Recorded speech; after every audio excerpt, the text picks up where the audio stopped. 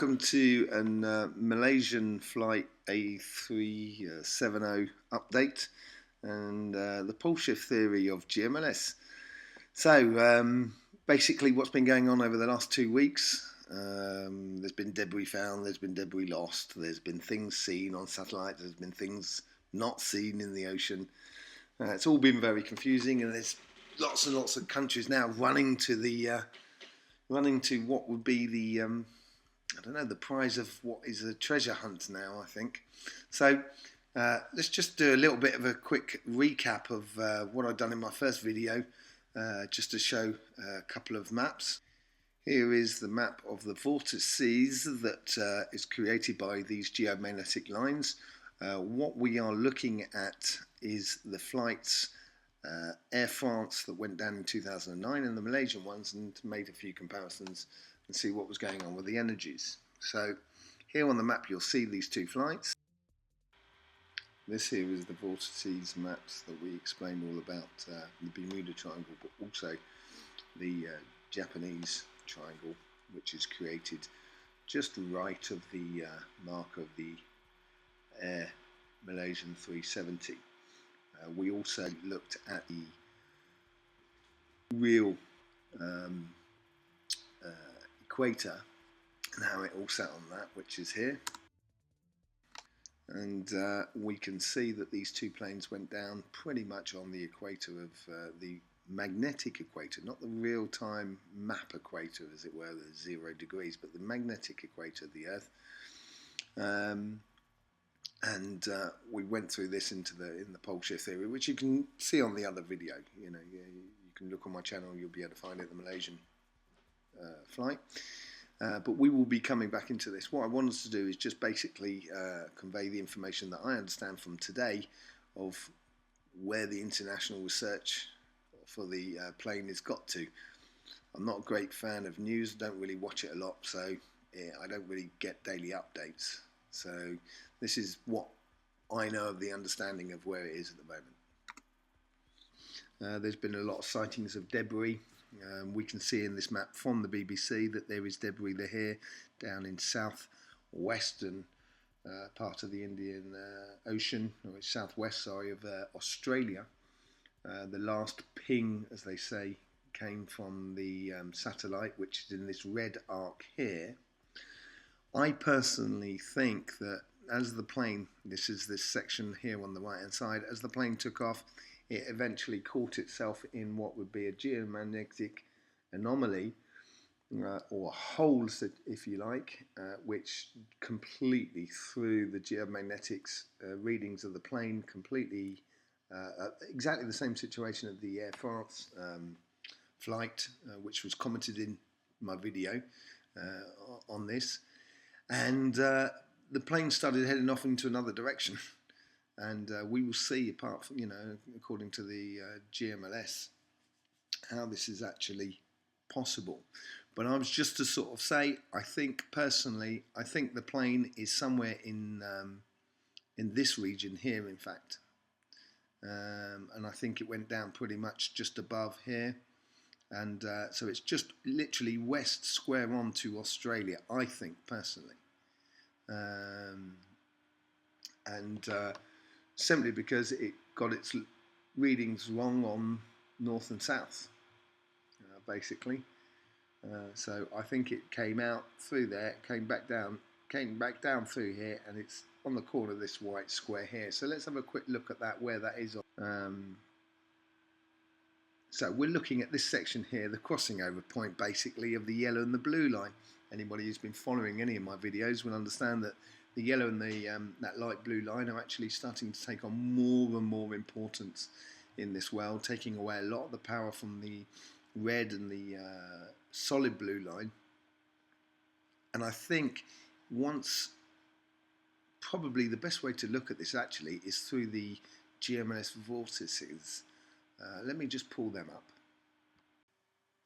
Right, let's just stick the flight on there. There it is, flight MA370, the Malaysian Airlines. Okay, so first things first, let's notice the two vortices that are either side of that on the crossing point 24. You've got one on the right hand side which goes clockwise, which creates the equivalent of the Japanese triangle, equivalent of the Bermuda Triangle, and on the other side you've got it going counterclockwise, which creates the opposite effect of the triangle. It's the coming out of the energy rather than the going in of the energy.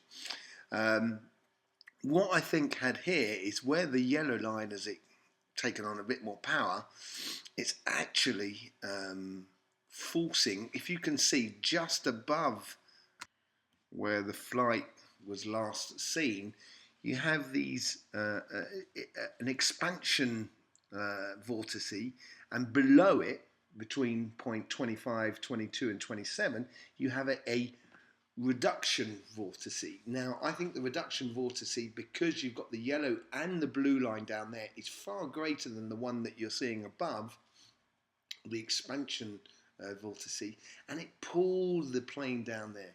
It's the whole. And when I talk about holes in the geomagnetic field, I'm not talking about planes that got sucked off and landed in the moon or Mars and stuff like that. I'm not saying that that is not possible, but the mechanics are possible. But this is a case where it's equivalent of a geomagnetic tornado, and the plane gets caught in this geomagnetic tornado, and as the tornado wanders across the countryside, it's also the geomagnetic ones wander across the world. And I personally think the plane just took on the sphere of the geomagnetic field and actually followed it all the way down to just right of point 22, which is where we can actually find it. Before we close this, I just want to have a look at another map, which I think might find interesting. This here is a map of the magnetic field of the Earth in sort of magnetic bars, as it were, a bit like a weather map. Just straight away, look at point 22, what's going on there? We're getting major conversion where it brings everything down to the South Pole. And bizarrely, that's where the light blue line goes across. But also, if we look at the top section, it's where we get the yellow line as well. So these two lines are very, very important. And this is also on 22. Let me just zoom in here. There you go. So you can just see the conversion lines of the magnetic field as it pulls down from the equator and even touches the equator just south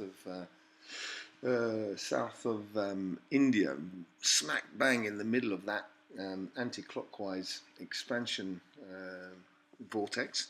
And basically this, I think, is the energy that's encouraged the plane to take another course that otherwise the plane wouldn't have taken because of its problems with its instruments and sensors, basically.